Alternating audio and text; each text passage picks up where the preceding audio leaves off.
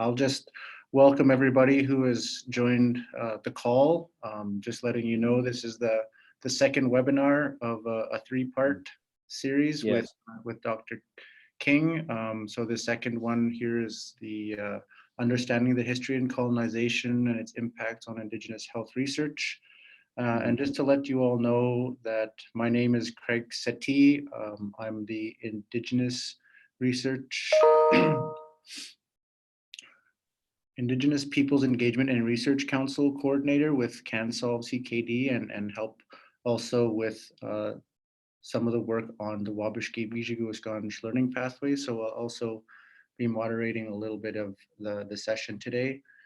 So maybe I will just ask people for a reminder too about the bottom part of this first screen that we have a knowledge check that was sent by email.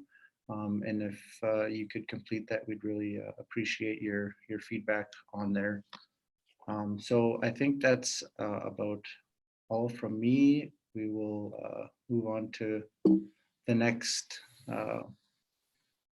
points here. So just as a point of housekeeping, we just wanted to have a content advisory for this webinar that the presentation may contain some subject matter and stories that may be triggering for some participants. And so if you do require some support, that we have some resources listed below and that we also have my email listed at the bottom. So if you do want any additional resources regarding any of the content, or if there's any other feedback, feel free to also contact me at my email address there.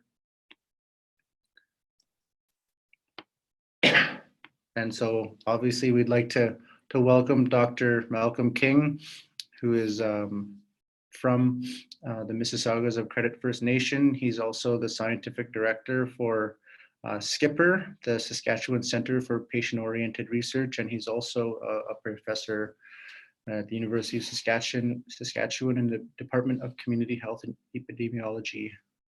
So that's just a little bit about Malcolm, but also turn it over to Malcolm to introduce yourself and let everyone know on the call here about yourself. Okay. Thank you very much, Craig, and welcome everybody on the webinar. It's good to be with you. I'm actually speaking to you today from Aotearoa, New Zealand, specifically in Te Aro, Wellington.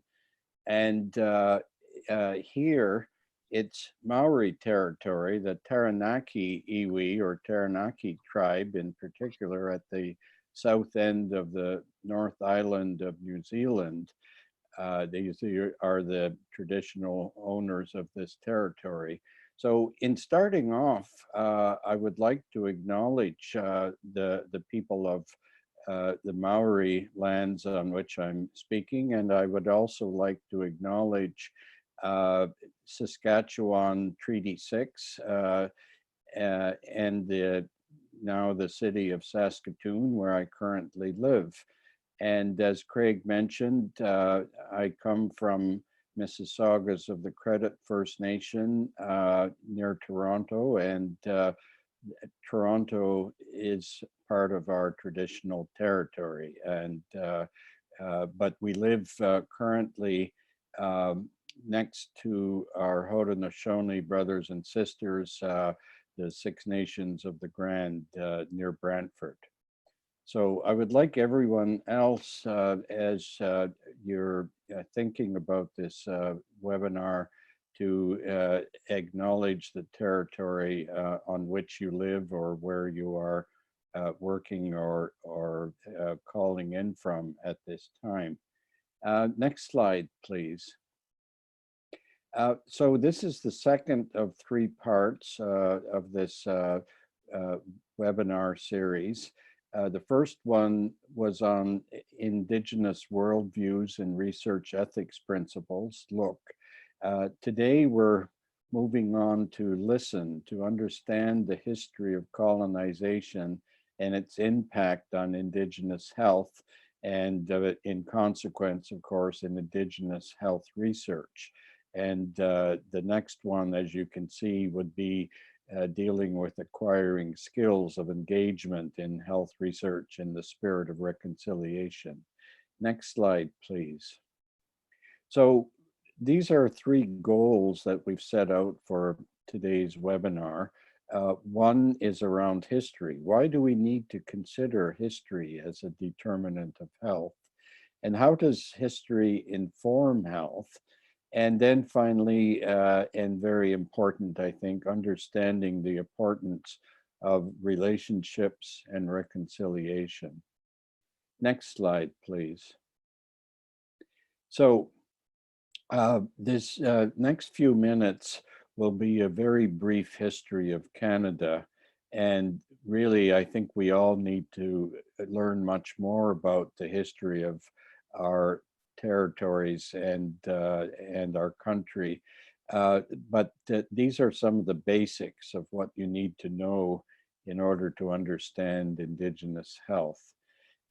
This map of Canada illustrates a whole number of Crown Aboriginal treaties in Canada from 1763 to 2005. In fact, the treaty making process continues and will continue into the future. The contact with Europeans obviously began mostly on the East Coast and moved inland, but it also involved early contacts on the West Coast in the 19th century, and there are some treaties there. Let's go to the next slide, though.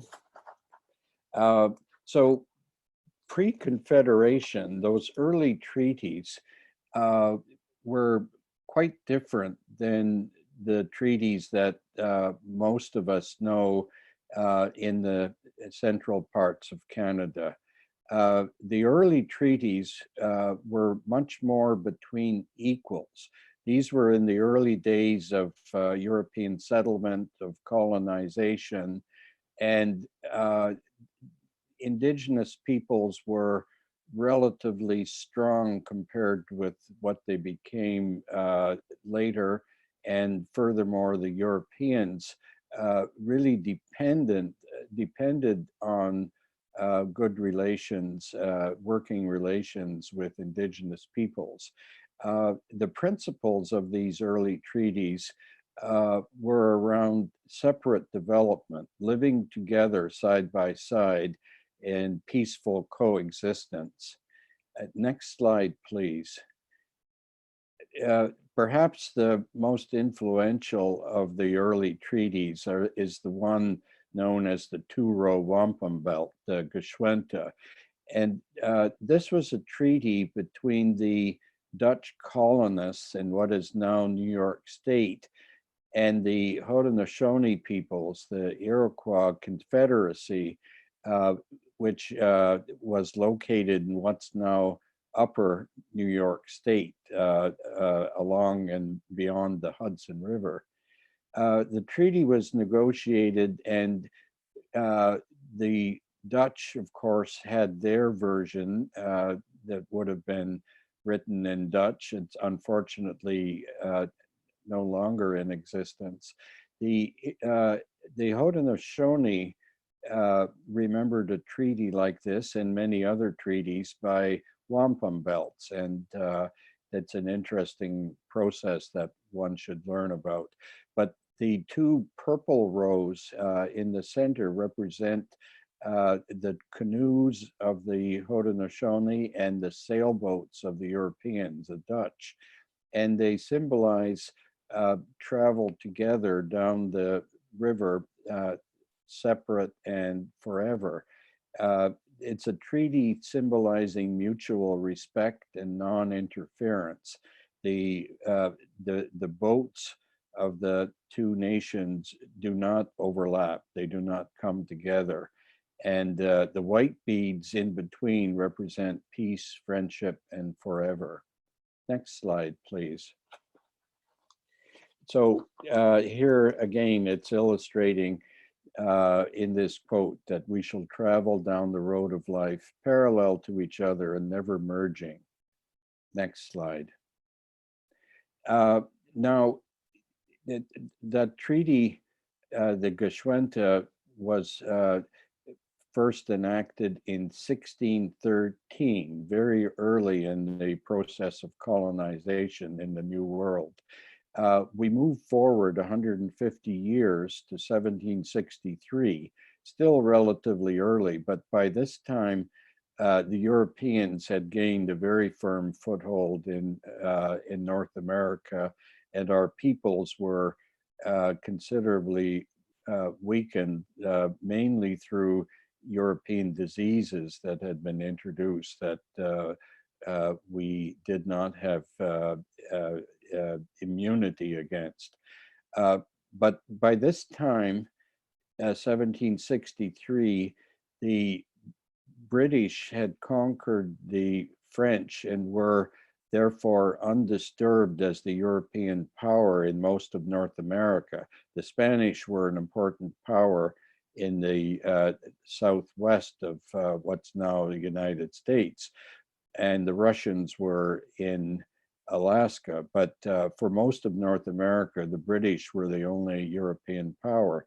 But their king, King George III, who is illustrated here, and the British government at the time recognized that First Nations people, tribes of Indians, as they're called here, had sovereignty over the lands that they still had. In other words, lands that had not been surrendered or sold, and most of the lands in North America fitted this description. They were not handed over to any European power by that time. And so the importance of this royal proclamation is that it comes directly from the King of England, the King of United Kingdom, and therefore represents British law.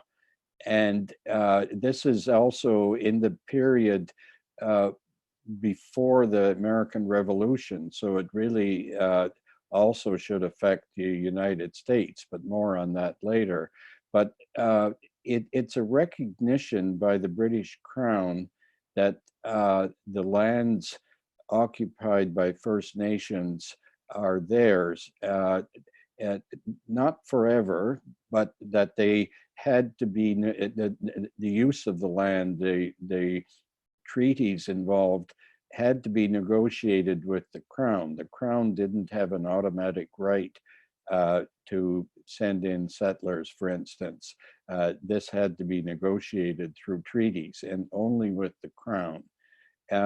The other modern importance of this is that this still is part of Canadian law, because when Canada became independent a century later, our laws essentially took over from the British law at the time, and this has never been changed. Royal Proclamation is still part of the Canadian legal system. So that means that the Crown has an obligation to negotiate treaties with Indigenous people, and that Indigenous people have inherent rights of sovereignty over unceded lands. Next slide. So I mentioned Canada becoming independent. This, of course, happened in 1867 through the British North America Act. At the time, Canada was actually relatively small. It was mostly in the southern parts along the American border. And the majority of the land in what's now Canada was occupied, or at least part of the commercial network of the Hudson Bay Company, which had received a license to trade in the territories that drain into Hudson Bay 200 years before, in 1670. This was not an occupation license, though. It was a license to trade. And so these lands, all of these lands at the time, were unceded territory and therefore subject to the Royal Proclamation. So in 1870, this territory, vast territory of Rupert's Land, was acquired by the new Dominion of Canada, and the Macdonald government began a very active treaty-making process because they wanted to open the land to European settlement. And so the treaties were conducted one by one, starting with the area around Winnipeg, Treaty 1, and working around in a kind of spiral throughout all of Northern Ontario, Manitoba, Saskatchewan, Alberta, even into northeastern British Columbia and a little bit of the Northwest Territories. This is known as the numbered treaties, and I think many of our audience likely either live or come from those numbered treaty areas. So at this point, we're going to take a little break with the next slide and ask you through a poll, which treaty are you calling in from today? And if you're not calling in from a treaty, maybe make a note of that and say a bit about the area and the Indigenous people where you do live. So I'll turn it over to Craig for a moment. Okay, Hi. I see somebody's calling in from unceded Coast Salish territory. That's very good. Sorry, Craig. Oh, that's all right. So if you're on the computer here, you can click on the whiteboard and it'll give you an option to type in there. So if you would like to do that, we'd love to see where folks are calling in from, and just. Yes, I think I saw Treaty 4, Treaty 7, Treaty 1, now Treaty 6. I think we're getting a good cross section. There's Treaty 5. Robinson Huron, very good. That's in Ontario, was one of the earliest of the treaties. Treaty 4 again, lovely. 1, 6. Montreal, Quebec. Now that's an interesting one.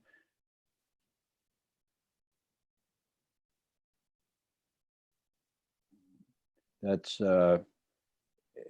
Ganawaki territory, and they're unceded as well. Treaty 16.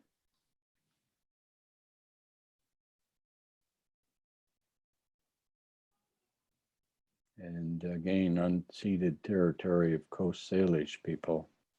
Okay, I think that's excellent, and I'm glad that people are very aware of their treaty areas, and as I mentioned at the beginning, it's important to acknowledge that because that represents the agreement between the First Nations and the Crown that allowed European settlement to occur, and the treaties need to be respected. They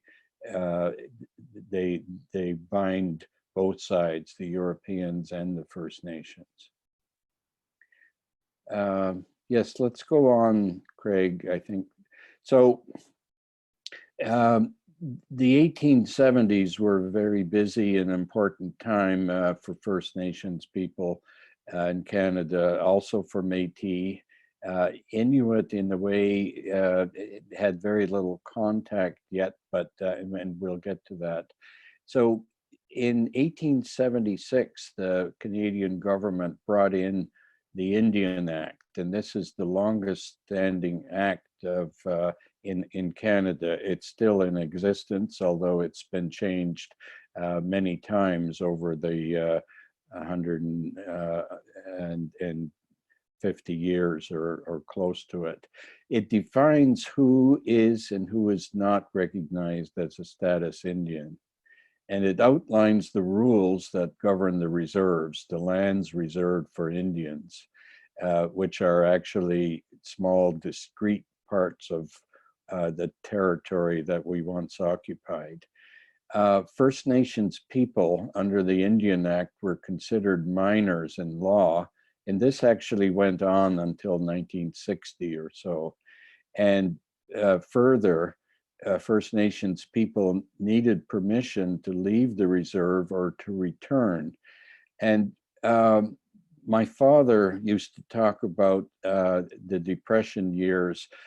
He and his brother at Mississaugas of New Credit Reserve used to leave the reserve to work by the day in neighboring Norfolk County chopping wood. They received a wage of $1 a day for this very hard work, but it was important because that was the only real cash that the family had at times. They did farm, but even those few dollars that the teenage boys made was important. So this was a pass system. And if you've heard of pass systems, you might think of South Africa and its infamous pass system for the blacks to come into white occupied territories. And in fact, the South Africans did come to Canada in the late 1940s, around 1950, and learned about our pass system with the Indian Act, and they basically copied it. Next slide, please. There are a number of policies under the Indian Act that really had devastating effects on social life and conditions, on health. Gender discrimination is perhaps one of the most important, and that only ended in 1985 with Bill C-31. So for example, Indian women who married white men automatically lost their status. They were so-called enfranchised, but they had to leave the reserve. They couldn't live on the reserve with their partners. On the other hand, white women who married Indians automatically gained status, even though they were biologically white European. And this actually applied, for instance, to my mother, who came from Switzerland and married my father. So my cousins, the children of my aunties, my father's sisters, all had no status when I was growing up, whereas the children of the males in the family all had status, whether we were particularly indigenous or not indigenous in biology, if you like. The residential school system was also a consequence of the Indian Act. It was established to essentially change the whole way of life, to eliminate the culture and language. Of course, it didn't succeed, but it did manage to destroy families and health for many generations. There were bans on indigenous ceremonies such as the Sundance and the potlatch. And again, even though these were banned, people managed to keep them going, and they just went underground, but for a very long time. There were important restrictions on education and access to counsel. Indians not only could not go to university to become lawyers, but they couldn't even hire a lawyer. Only the Indian agent, who was normally a representative of the crown, had that authority. My father was among many First Nations people who wanted to go to university, but were not able to because going to university would have meant becoming enfranchised and having to leave the reserve permanently. So he and many others weren't prepared to do that, and they campaigned and eventually in the 1950s got the right to go to university. So not adhering to these colonial imposed laws resulted in arrest, even imprisonment. Next slide, please. The residential schools, and we've heard a lot about them through the Royal Commission and then the Truth and Reconciliation Commission, but they systematically undermined Indigenous culture and disrupted generations of families. They involved some 150,000 Indigenous children. And it wasn't just status Indian, it was also Métis and Inuit. Métis, in fact, were never part of the Indian Act. They were denied this, and maybe that's a good thing, but they were still taken away, many of them, to residential schools. And the same thing for Inuit. This went on from 1876 right through the last one closed in 1996. So just imagine that. That's not so long ago. Many people much younger than me went to residential schools, particularly in the numbered treaty areas of Canada. Next slide, please. So the residential schools were starting to wind down in the 1960s, but then along came another phenomenon, Canadian policy. First Nations children began to be placed in foster care under provincial jurisdiction. Up until that time, First Nations children were the responsibility of the federal government, but essentially this was transferred to provincial jurisdiction, and children that were considered to need to be placed in foster care did so under provincial jurisdiction, and very little, if any, consideration was given to the fact that they came from First Nations cultures. So most of these children were taken away from their home communities and raised away from their cultures, languages, and extended families. And I think you probably all know that this is called the 60s scoop. And many of these children never reconnected. Many are still, even today, trying to connect. And so these traumas of disconnection bear many similarities to those of the residential schools.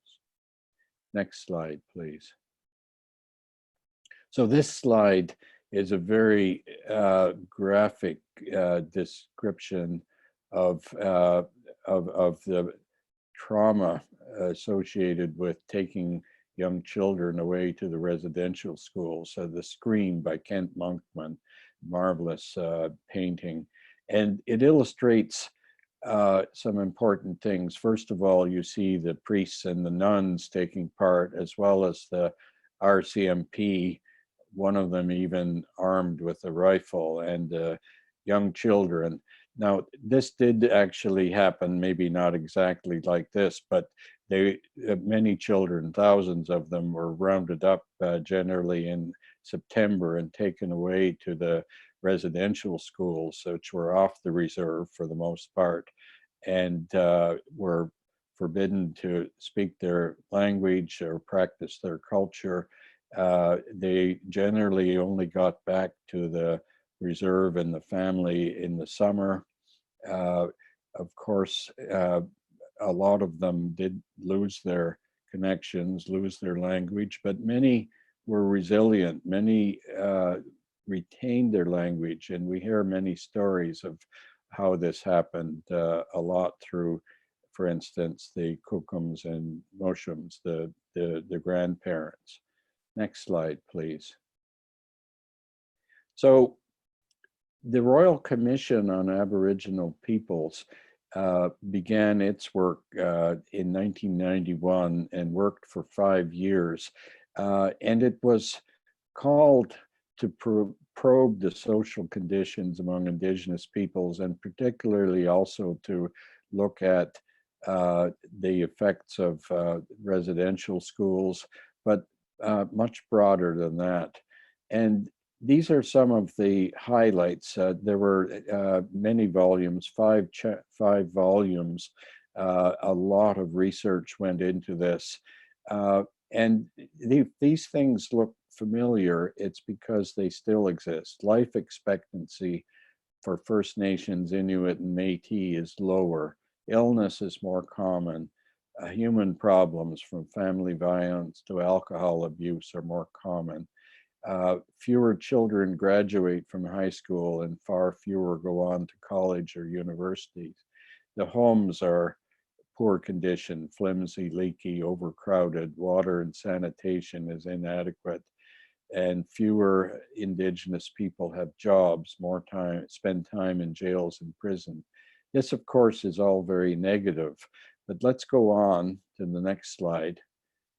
And one will see here, this is an important quote, and it comes from the research directors of the Royal Commission, Marlene Brandt Castellano and Fred Ween, that Aboriginal people do not want pity or handouts. They want recognition that these problems are largely the result of the loss of lands and resources, the destruction of their economies and social institutions, and the denial of their nationhood.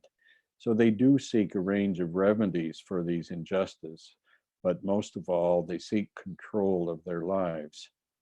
This is very important in terms of health. Next slide, please. So this slide illustrates a number of determinants of health. And over on the left side, the conventional determinants of health, which were defined by the Ottawa Charter, by the work of Sir Michael Marmot and the WHO, World Health Organization. And they're all, I think, probably familiar: income, social status, poverty, education, employment, social support networks. Genetics is a determinant of health, but you see, it's only one. Most of the things are human-oriented. They're not biological. And then we have some Indigenous specific determinants of health that relate to colonization, very negative effects in this case, but also some important positive determinants of health. Our connectivity to land, which in many cases has been taken away from us, but we need to maintain it, the connectivity to land and country. And this idea of self-determination, and where we are strong, this is an important area. There are other determinants of health that have Indigenous specific impact. Globalization, which tends to affect Indigenous peoples broadly in more important ways. Racism, and it has its particular effects on Indigenous people. Gender, as we've talked about, and world views, which are an important counter to the negative effects. Next slide. So because of all these negative effects, then you get a lot of the same things that the Royal Commission talked about: low life expectancy, chronic conditions, mental health and suicide issues, infectious and bloodborne diseases, water quality issues, poor housing, unemployment, overrepresentation in the criminal justice system. But it's not all doom and gloom. Let's go on to the next slide. And again, we'll take a little break here. And we'll ask you this question: what are some examples of strengths-based health and wellness outcomes? And you could use the type tool. I'll turn it back to Craig for the time being. Hi, yeah, it's Craig here again. So I think everybody ended up using the chat tool instead. So if people wanted to answer on the chat tool as well, we would love to hear your thoughts on some of these examples, and maybe we'll leave it for about 30 seconds or a minute if people want to answer, and then we'll move on.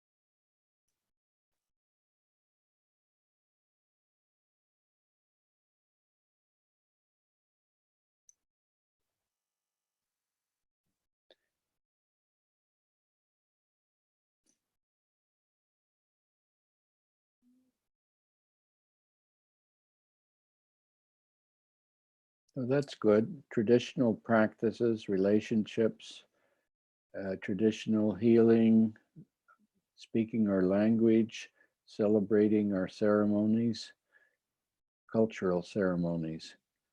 These are all very good points. Family-based care, resiliency, empowerment, empowering people. Yeah, I think people are really contributing well here. Great examples. Care close to home, yes. Sustainable change. Okay, maybe we should move on, Craig. Thank you all for these responses. So, yes, in this next slide, I've talked about some of these same things, and I think our audience has actually brought out even more. Things around strength and resilience, self-determination, cultural revitalization, holistic understandings of health, and relationships and knowledge creation and dissemination in terms of research and relations. So let's go on to the next slide. One important aspect, and it could be either a negative or positive, depending on how it plays out, is the concept of indigeneity. And I do attribute this to Professor Sir Mason Dury, the famous Maori psychiatrist who wrote about indigeneity. And it's related to identity. And identity, indigenous identity, could be either positive or negative, but it's important that it develop in a positive way, not based on deficits or negatives, but in a positive thing. So in terms of positive identity, it relates to being strong in our culture, our language, our traditions, this idea of self-determination, self-governance, non-interference. And we really derive this strength from our cultures, the oldest cultures in the world, which are strong and vibrant and adaptable. Next slide, please. So this is the quote, close and continuous attachment to ancestral territories and to culture, language, and traditions. More than this, it's a way of being. So people sometimes use indigeneity in statistical terms when they really mean indigenous heritage or status. Indigeneity is not a risk factor, it's a way forward. Next slide. So I want to just briefly talk about a very important paper that was written a few years ago, and it's still highly relevant. It came from Charlotte Lope and Fred Ween, talking about the layering of determinants. So I've talked about a number of determinants of health, but really they can be arranged in layers. And the immediate determinants of health at the top of the slide are the things that directly relate to various diseases or conditions. hypertension. HTN is a determinant of type 2 diabetes mellitus, diabetes.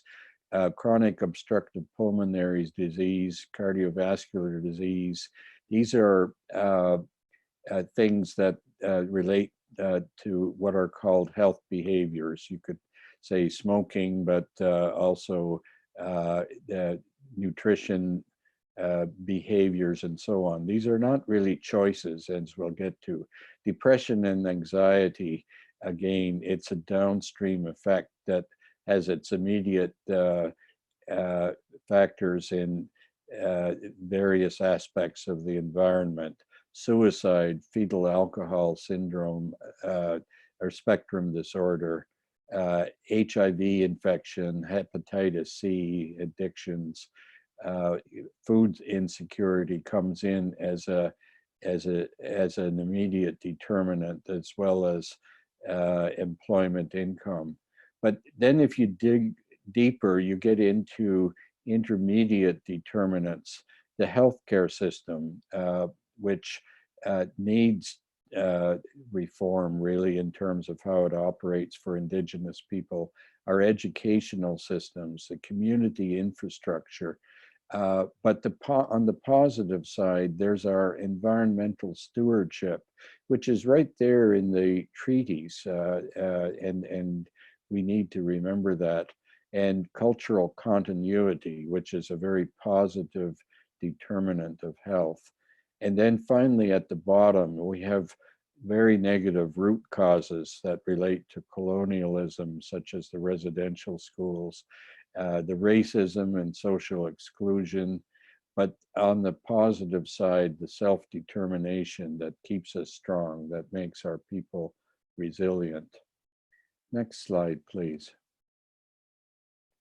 Here's another model of resilience, and I will send out a reference to this. It comes from work that Alexandra King, my wife, and I did with a grad student at Simon Fraser University, and it's a paper that talks about the root causes of poor health, and that brown, very wide downward slope, the downward spiral that starts out with colonization, residential schools.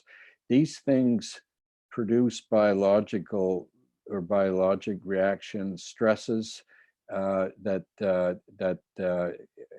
make health risk.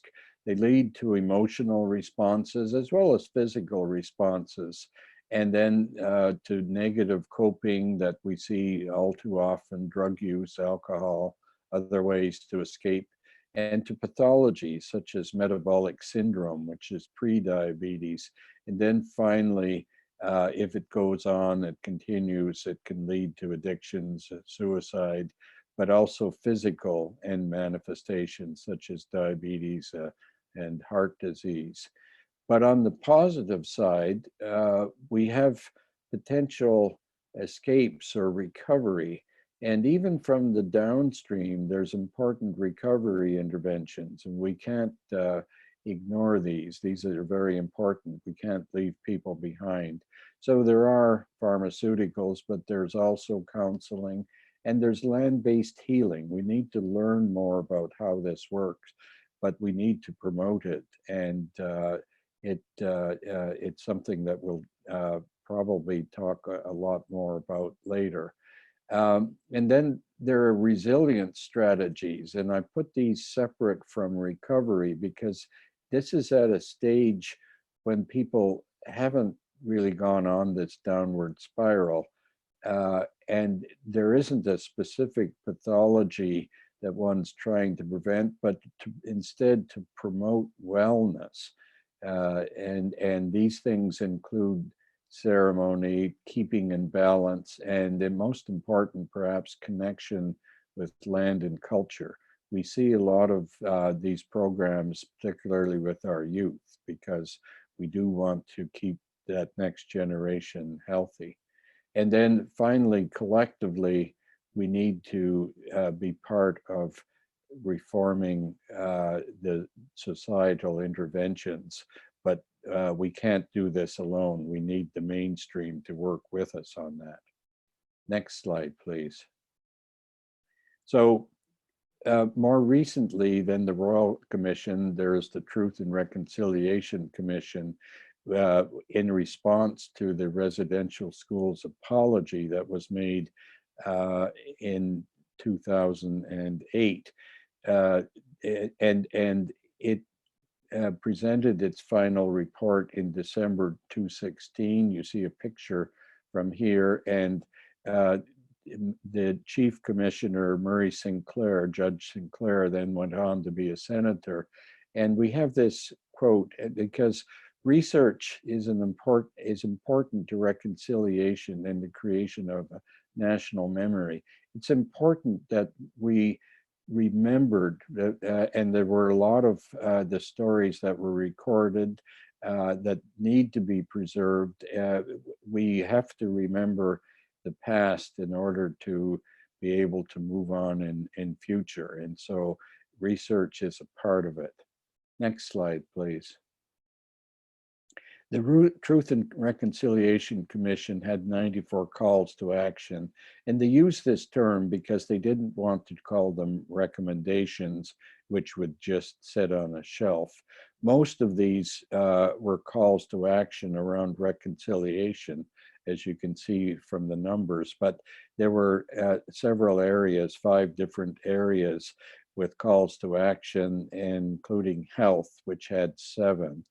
So if we go on to the next slide, this slide talks about the first 2 health calls for action. Number 18 is what I've been talking about through most of this webinar. It's about the history of Canada, the government policies, including residential schools, that are a direct cause of the current poor health of First Nations, Inuit, and Métis people in Canada. And so we need to remember this collectively. Everyone needs to remember this, not just us, but the provincial and territorial governments as well. And then number 19 is the action step, if you like, doing something about closing the gaps in health outcomes.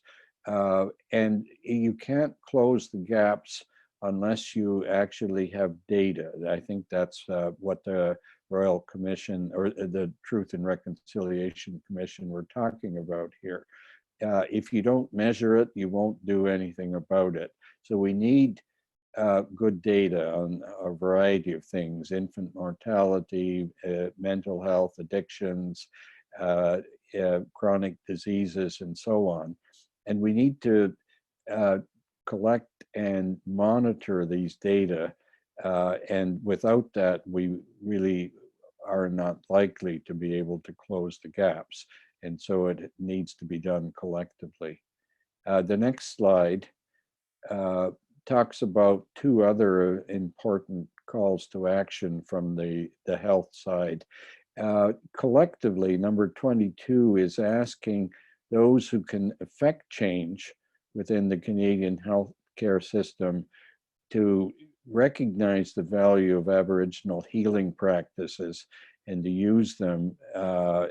And that would mean things like Indigenous healing practices in our hospitals and clinics. And then the 23 talks about increasing the number of Indigenous professionals and the retention, but also providing cultural competency training for all healthcare professionals. And again, this webinar today and the others are just one part of this aim. Next slide, please. So we're getting near the end of today's webinar. We've been talking about understanding the history of colonization and its impact on Indigenous health research. So I hope you've got something about this. The next webinar, which will take place next month, is about acquiring skills to engage Indigenous peoples and communities in health research in the spirit of reconciliation. And then ultimately, what we want all of you to do is, out of what you've learned, look, listen, and learned, to begin to lead yourselves, to utilize the knowledge from these webinars in your research, in your professional practice, in your lives, in fact. I'd like to end by giving thanks to Craig, our host, and to Graham and Megan at CanSolve CKD in Vancouver. And we'll finish off with the last slide, which will be an opportunity for some discussion. So Craig, I'll leave it over to you. Chimigwech. Awesome. Thank you very much, Malcolm, for sharing your knowledge with us today. So maybe I'll open it up again to the chat group. If people have any questions that they would like to answer, maybe we have maybe about another 8 to 10 minutes left on the hour here, but I'll wait for a few seconds, and if anybody has a question, then maybe I will ask one myself.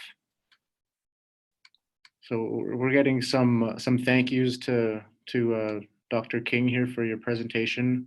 And yes, we will send around the slides and the recording to everyone as indicated in the chat here. Hi, Craig. Are we allowed to ask questions over the audio? Absolutely. Okay. So thank you, Dr. King. It's Michael McCormick here. I'm a member of the CanSolve Patient Governance Circle. We've met a number of times at various CanSolve events. One of the things I was hoping you could provide some guidance on is, so as a non-Indigenous person, and the last step on your previous slide being to lead, how do non-Indigenous people lead in this area without speaking on behalf of Indigenous people? That's a really good point, Mike. And sometimes people use the expression leading from behind, but in a way that's not probably quite right, but it's leading in collaboration with, and this actually absolutely applies to people like myself. I'm an Indigenous person from Southern Ontario, and there I'm living in Saskatoon. So I can't speak on behalf of any particular group in Northern Saskatchewan where I work. So we need to reach out and work with groups, whether it's individuals with communities, and an important first step, I think, in any kind of dialogue is to have that engagement. What are how do you see health? You know, what are the issues in health in your community, or even more broadly, what are the issues in your community? You know, they may not necessarily show up as health, but it's important to listen. And I guess you can lead by listening. You could lead by looking, and certainly by learning. So these 4 L's, I think we've thought about, and I will give credit to Helen Robinson Settee, our lead at CKD, you know, in the learning pathway for this type of approach.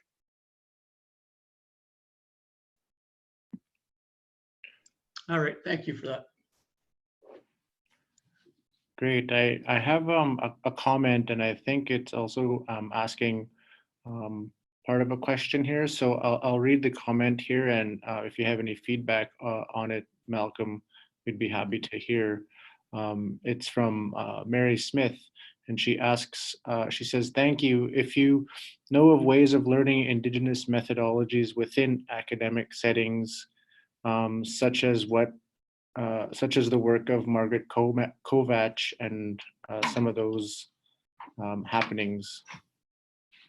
Well, those and the works of Margaret Kovach are really valuable. I would encourage people to look these up and read. And again, we could provide a link to her work and to some others. Indigenous methodologies are well, they're varied, of course. There is no single Indigenous methodology, but the important things I think in them are the decolonizing approaches that the Maori academic Linda Tuhui Smith wrote about some 20 years ago.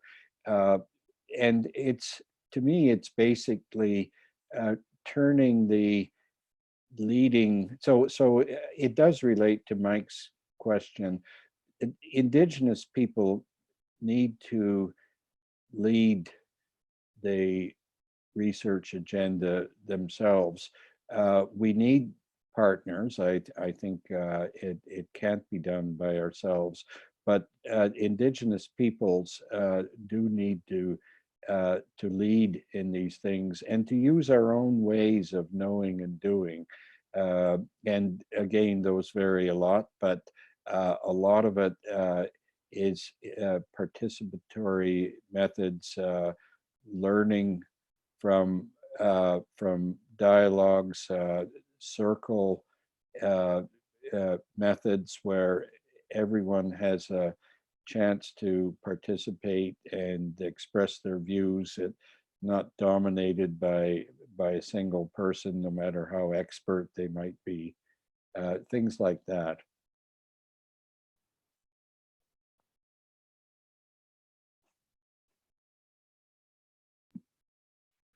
All right.